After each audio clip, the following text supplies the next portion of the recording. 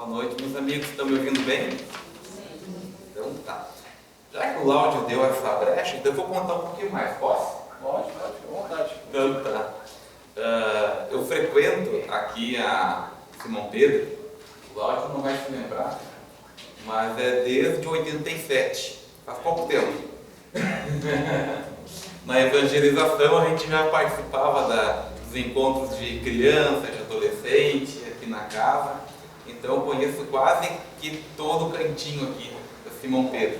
E a gente vem crescendo na Vinha de Luz, que em 87, 85, 86 a gente começou a frequentar a casa, como o Lauro falou, com a Dona Maria dos Anjos na presidência da casa.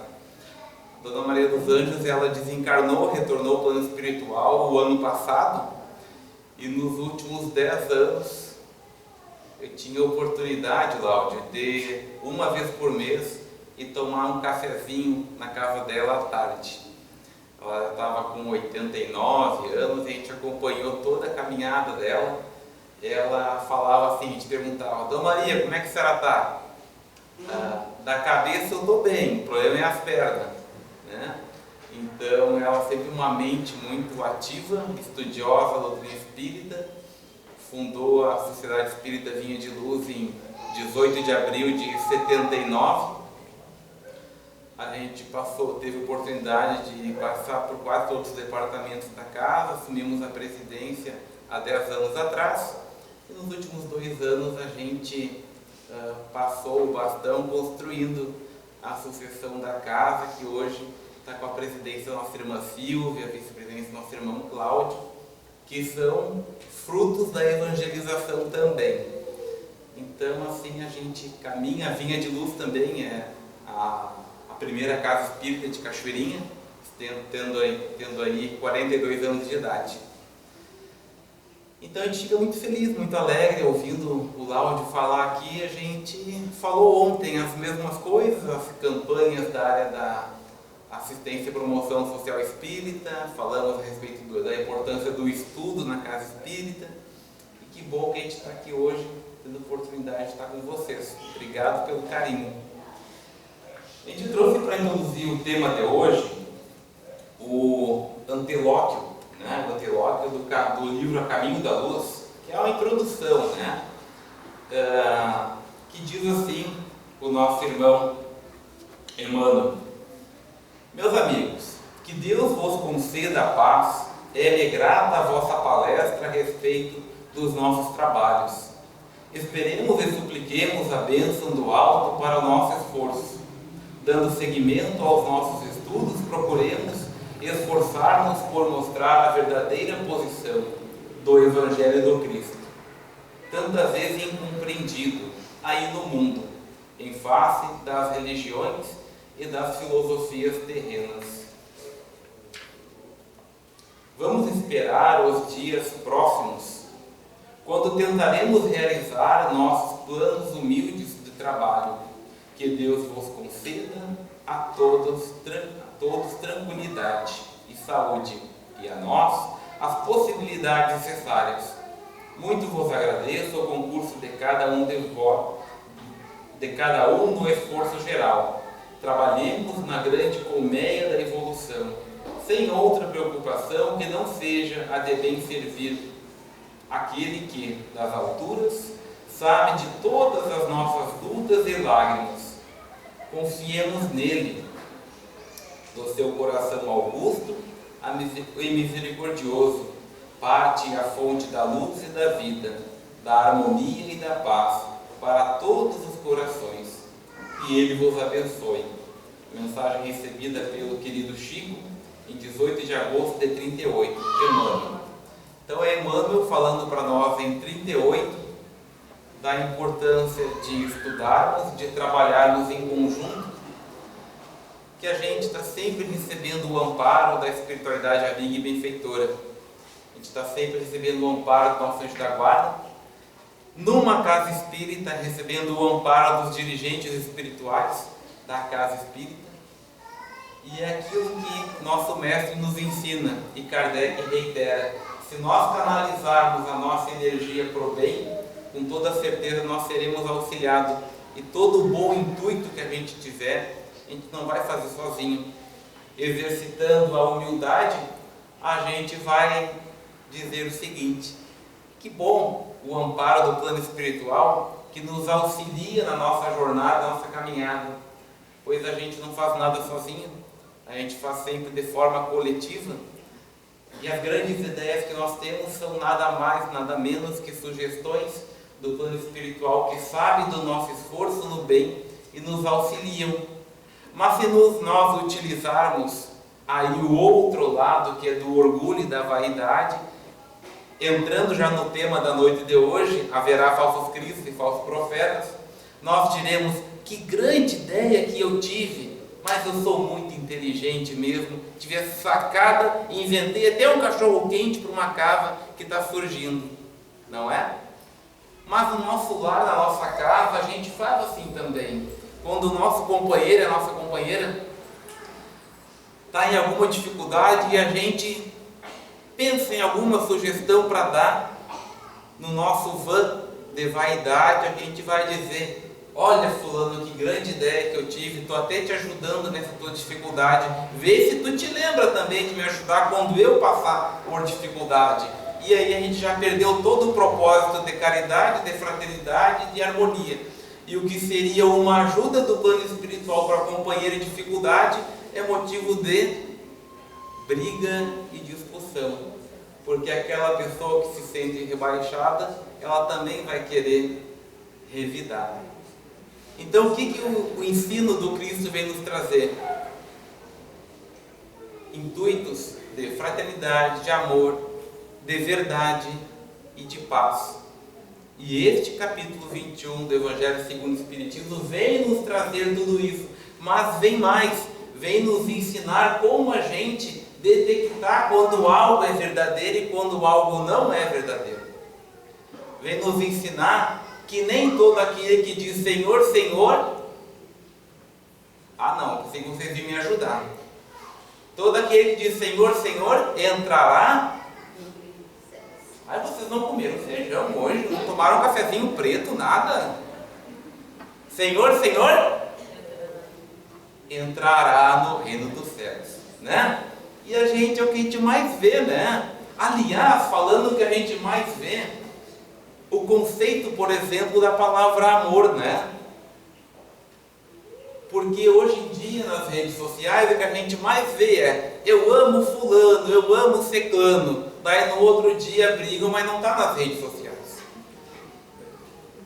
Quem ama, auxilia. Quem ama não faz questão de dizer a todo vento que ama, simplesmente ama. Quem ama auxilia a lavar a louça, a limpar o banheiro, por exemplo, né? Não precisa ficar dando flor toda hora para tua companheira, para tua namorada, porque ela não quer só a flor, ela quer um parceiro que auxilie nas dificuldades do dia a dia, que ela possa abrir o coração quando está em dificuldade. Claro que é bom ganhar flor, tanto homem quanto mulher gosta de ganhar flor, mas sobretudo gosta de parceria, de cumplicidade, de afeto, de uma conversa olho no olho. E quando a gente tem esta conversa olho no olho com as pessoas, a gente consegue detectar se é um falso profeta ou não. Então vamos mergulhar neste capítulo 21, que diz o seguinte, lá em Lucas: conhece-se a árvore pelo fruto. A árvore que produz maus frutos não é boa, e a árvore que produz bons frutos não é má. Porquanto cada árvore se conhece pelo seu próprio fruto. Não se colhem figos nos espinheiros, nem cachos de uvas nas sarças. O homem de bem tira boas coisas do bom tesouro do seu coração, e o mal tira as más do mau tesouro do seu coração. Porquanto a boca fala do que está cheia o coração. Não é assim quando os nossos filhos fazem uma arte? Se a gente tem 2, 3 filhos, a gente sabe exatamente quem que fez determinada arte. Não é assim? Ai gente, tá? Você é muito quieto. Eu fiz alguma coisa de errado? Então a gente sabe, né? Estou brincando com vocês. A gente sabe, né? A gente sabe, cada obra tem o seu autor. E ainda mais quando a gente conhece as pessoas mais de perto, a gente sabe, aquilo ali foi coisa do fulano. O cegano jamais falaria aquilo ali. E por que a gente está numa casa espírita? Para que a gente possa, cada semana, a gente se aprofundar um pouquinho mais no Evangelho. Tem parentes nossos que só vão na casa espírita quando a dificuldade aparece, né? Aí falam assim, não tenho paciência de ficar toda semana ouvindo a mesma coisa. Porque vocês trabalham o Evangelho segundo o Espiritismo lá na Vinha, né? Toda sexta-feira é o mesmo capítulo. Daí a gente explica, não, varia. Cada sexta-feira é um capítulo diferente. São 28 capítulos. A gente passa 3, 4 vezes o Evangelho por ano. Só que cada vez que a gente aprende, lê o Evangelho, ouve, nós estamos de uma forma diferente e a gente entende de uma forma diferente. Tem coisas que a gente ouve e não quer ouvir. Passou um mês, a gente já quer ouvir aquilo que a gente não queria ouvir. E a gente aprende um pouquinho mais. Ah, tá. Mas acaba não vindo. Mas depois, passa 1 ano, 2 anos, o sapato aperta, daí vem na casa espírita. E que bom que a gente está com a casa com as portas abertas, né? Mas o que diz o Evangelho é exatamente isso. A gente sabe detectar as coisas pelo estudo, pela nossa dedicação, e por isso que a casa espírita também tem um grupo de estudos. Está lá em Obras Póstumas, né? Uma indicação, aliás, na Obras Póstumas tem lá todas as indicações como abrir uma casa espírita, como administrar uma casa espírita, né? Kardec deixou tudo prontinho, e inclusive sobre os grupos de estudo, porque todos nós poderíamos estudar em casa sozinhos, não é verdade? Mas a gente não ouviria o contraponto, a gente não ouviria o que o outro pensou a respeito do mesmo assunto, e aí que a gente cresce. Por isso que Jesus chamou os 12 apóstolos, para ensinar a cada um deles, sendo eles diferentes uns dos outros, mas a respeito de uma situação ele ouvia o que cada um dos apóstolos pensava a respeito, porque Jesus poderia ter feito tudo o que fez sozinho, mas não, no exercício de liderança ele chamou os 12 para que os 12 se multiplicassem, e assim foi feito. E nós temos hoje a oportunidade de estar aqui na Simão Pedro, aprendendo para logo depois multiplicar. Aonde? Primeiramente, no nosso lar, na casa da gente. E uma coisa que a gente sempre reitera, a doutrina espírita ela é absolutamente simples, para os corações mais simples.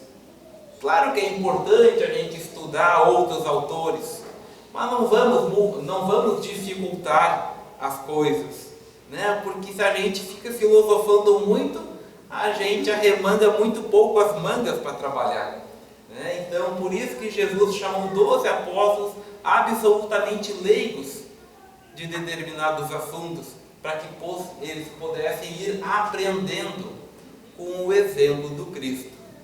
E quando chegou a hora deles praticar tudo que Jesus fazia, o que Jesus falava? Homens de pouca fé, até quando estareis aqui convosco? Então, no Evangelho, Jesus também fala para nós, homens de pouca fé, até quando estareis aqui convosco? Aprendem logo. É isso que o Cristo diz para nós, cada vez que a gente abre o Evangelho. Aprendam logo, mas sobretudo coloquem em prática mais rápido ainda, porque diz Bezerra, a evolução é apressada, mas não é urgente. Então vamos fazer tudo que a gente pode nesta encarnação, não vamos esperar para a próxima, assim como não vamos esperar para 2023, 2024, o que a gente pode fazer amanhã. Porque talvez 2023, 2024, a gente vai estar olhando a vida por uma outra ótica, pela ótica da espiritualidade, porque talvez a gente já tenha retornado ao plano espiritual. E lá do plano espiritual a gente vai pensar, meu Deus, o Láudio me convidou desperdicei a oportunidade. Como é que eu pude desperdiçar aquela oportunidade? Então não vamos mais desperdiçar essa oportunidade. Nos diz ainda: guardai-vos dos falsos profetas que vêm ter convosco cobertos de pelos de ovelha, e que por dentro são lobos rapazes. Conhecê-los-eis pelos seus frutos. Podem colher-se uvas nos espinheiros, ou figos nas sarças? Assim, toda árvore boa produz bons frutos, e toda árvore má produz maus frutos. Uma árvore boa não pode produzir frutos maus, e uma árvore má não pode produzir frutos bons. Toda árvore que não produz bons frutos será cortada e lançada ao fogo. Conhecê-las-eis, pois, pelos seus frutos. Está em Mateus. E Mateus e Marcos dizem o seguinte: tende cuidado para que alguém não vos seduza, porque muitos virão em meu nome dizendo: eu sou o Cristo, e seduzirão a muitos. Então a gente vê isso. Aliás, desde o princípio é assim. O meu avô dizia: quando reluz muito, tu corta pela metade, que é um pouco menos ainda. Né? Por quê? Porque todos nós estamos mais ou menos na mesma faixa de evolução. Então, quando algo se autopromove dizendo que é isso ou aquilo, vamos desconfiar. Tem um mosquitinho aqui, ainda bem que mosquito não é mosca. Então, este capítulo do Evangelho, ele está aqui, e o Evangelho tem a sua lógica de entendimento para nós. Ele está aqui para nos chamar a atenção, para que a gente fique atento às coisas que acontecem ao nosso redor, à nossa sociedade, para que a gente não entre numa conversa à toa achando que é isso ou aquilo, destacando sobretudo a importância do estudo, da dedicação e da disciplina. Porque quando Chico Xavier começou a sua jornada, isso vocês vão saber. O que Emmanuel falou para Chico Xavier? Tendes disciplina, disciplina e disciplina. E é a disciplina que nos faz crescer e evoluir. E caminhar numa caminhada retilínea, correta, certa. Continua aqui dizendo sobre a missão dos profetas.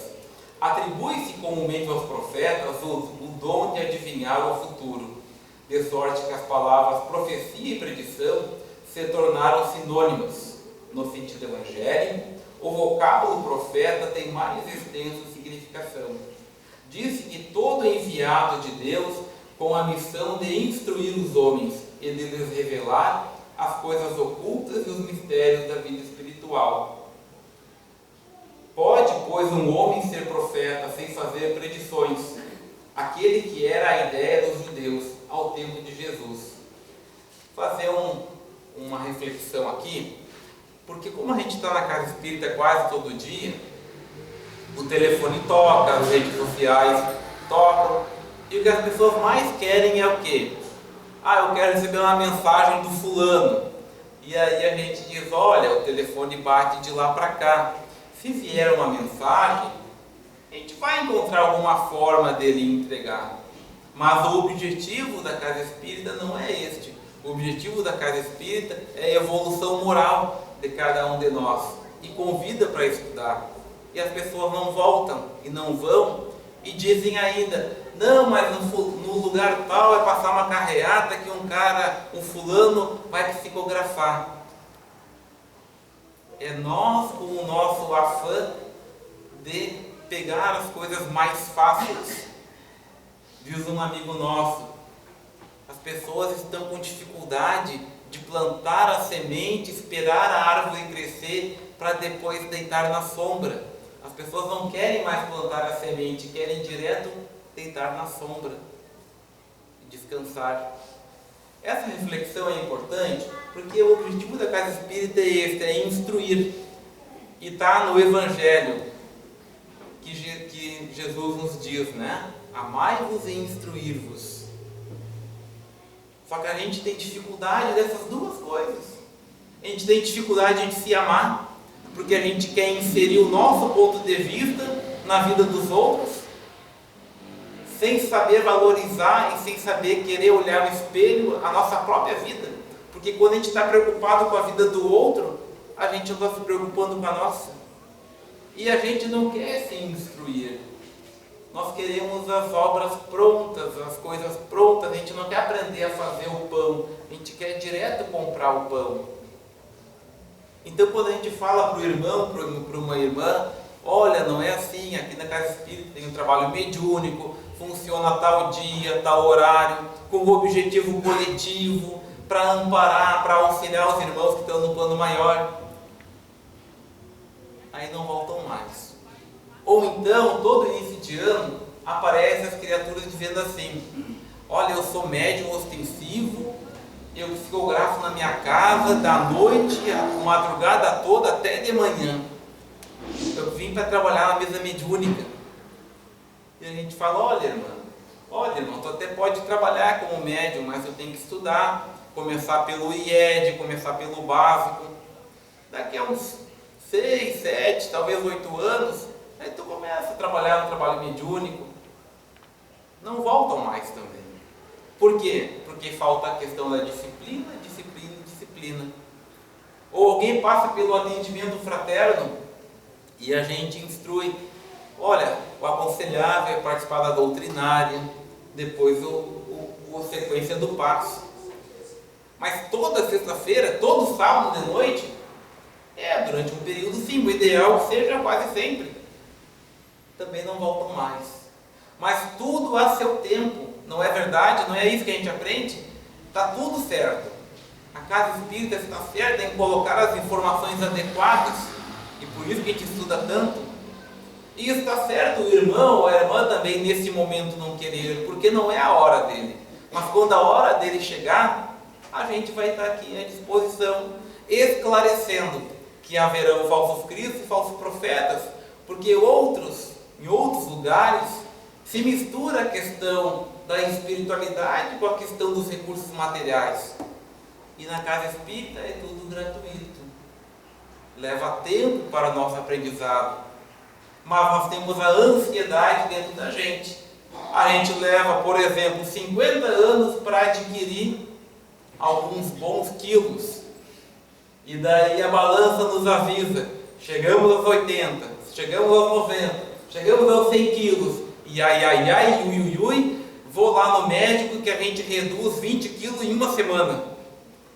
Não, aquele médico que é bom, aquele que diz que tu tem que fazer uma educação alimentar e demora 2 anos para reduzir, não, aquele lá é ruim. A doutrina espírita para alguns é ruim por causa disso, porque nos diz que a gente tem uma encarnação toda para a gente se aperfeiçoar, crescer e evoluir. Boa é aquela que rapidamente resolve os problemas. Então, não por acaso Kardec colocou neste capítulo 21 este título: não creiai em todos os espíritos. Está lá no item 6, e nos diz João na Epístola 1, capítulo 4, versículo 1: meus bem-amados, não creiais em qualquer espírito, experimentai se os espíritos são de Deus, porquanto muitos falsos profetas se têm levado no mundo. Essa deixa que o nosso irmão Láudio comentou no início é algo que mexe muito conosco, porque eu me criei embaixo da saia da Dona Maria dos Anjos, né? Graças a Deus. Mas é uma responsabilidade muito grande ao mesmo tempo, porque eu posso vir aqui, exemplo, né? Posso vir aqui dizer da convivência que eu tive a oportunidade de ter com ela, coisa e tal, e começar a falar um monte de besteira para vocês, né? A Dona Maria que falou isso. A Dona Maria, naquela época, naquela situação, me falou aquilo outro. E ela não disse nada disso. O que eu estaria exemplificando? Falso Cristo, falso profeta. Dizendo uma mentira de uma criatura que só falou a verdade. Né? Então é este o aviso que João diz aqui: meus bem-amados, não criais em qualquer espírito, experimentai se os espíritos são de Deus. Porque tem muitas pessoas que sabem que uma pessoa é seguidora de outra, ou uma pessoa é admiradora de outra, pelos termos que utiliza, pela forma de falar e pelo nível de intelectualidade, de informação que passa. A pessoa não precisa nem apresentar a certidão.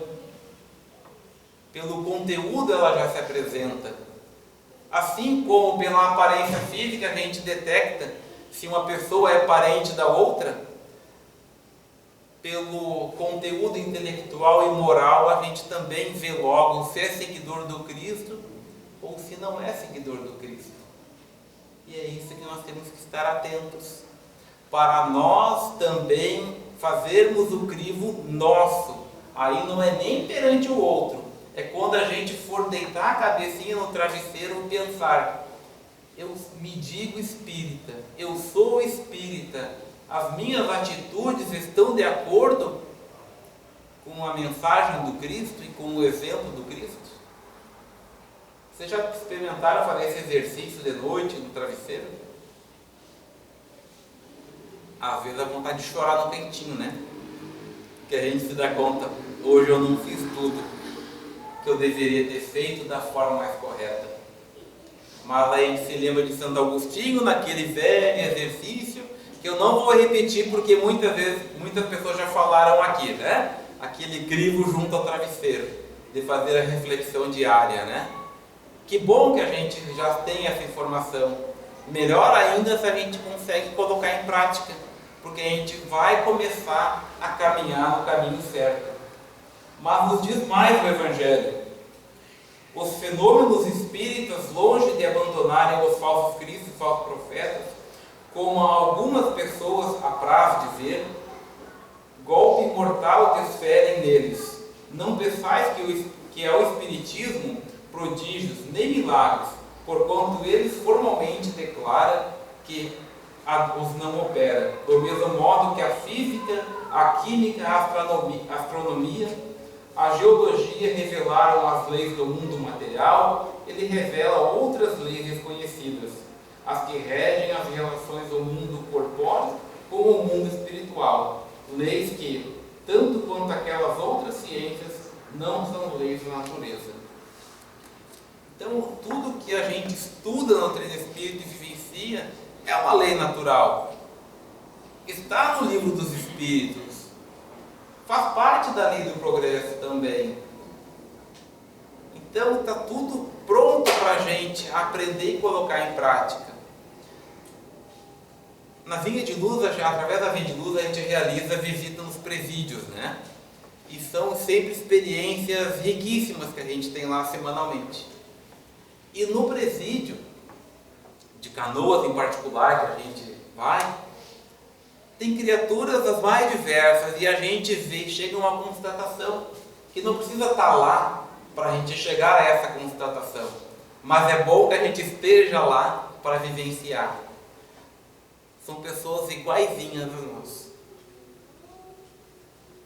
que por sorte ou azar, que não existe, é merecimento, estão lá, mas eventualmente nós poderíamos estar lá também. E eu sempre dou esse exemplo que a gente está no trânsito dirigindo, o sinal fica vermelho, a gente está apressado, passa o sinal vermelho, atropela uma criatura, a criatura desencarna e a gente vai para onde? Vai para o presídio. Ah, mas eu não mereci, eu sou uma pessoa de bom coração. Lá também tem pessoas de bom coração. E a gente se surpreende muitas vezes porque a gente abre o Evangelho como se estivéssemos aqui, a gente faz um círculo, todos nós sentamos no chão ou em volta de uma mesa, a gente abre o Evangelho e começa a conversar sobre o Evangelho e eles sabem muito mais do que nós, muitas vezes, a respeito do Evangelho. E eles vivenciam o Evangelho dentro daquela comunidade carcerária, porque tem alguns que não conseguem enxergar e eles leem para eles, e alguns não sabem escrever tem um sempre que escreve carta para mandar para a família do fulano, do Beltrano.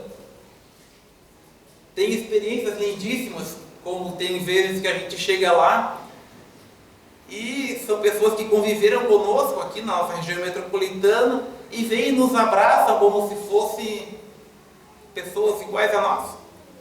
E são. Fulano, eu sou lá do lugar tal, que era uma loja, coincidentemente, uma loja que a gente comprava e ele era o atendente que vendia coisas para nós. E encontrei ele lá. E ele veio, me abraçou, que saudade, como é que está o fulano, como é que está o Beltrano. Assim como outra situação que houve, que um sobrinho de um trabalhador nosso, de uma boa condição socioeconômica, acabou não pagando pensão alimentícia para o filho, foi para lá também. E a gente foi levar a mensagem do tio, que não poderia estar lá. A gente começou a mandar mensagem de um para outro.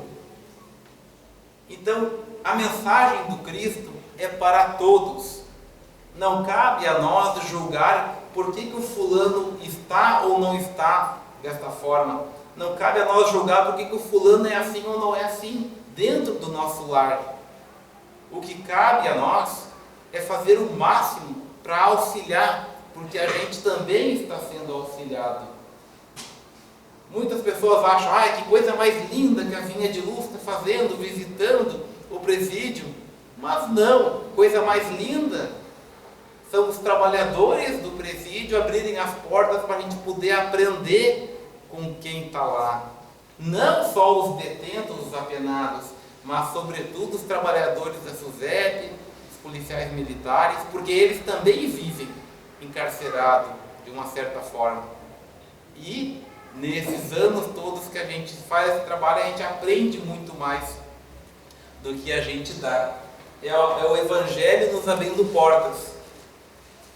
Continuando, lá no item 8 diz assim: os falsos profetas, se vos disserem, o Cristo está aqui, não vades, ao contrário, tende-vos em guarda, porquanto numerosos serão os falsos profetas. Nada que seja puro pode provir de fonte má. Olha que interessante isso. Nada que seja puro pode vir de fonte má. É assim, meus irmãos, que deveis julgar. São as obras que deveis examinar.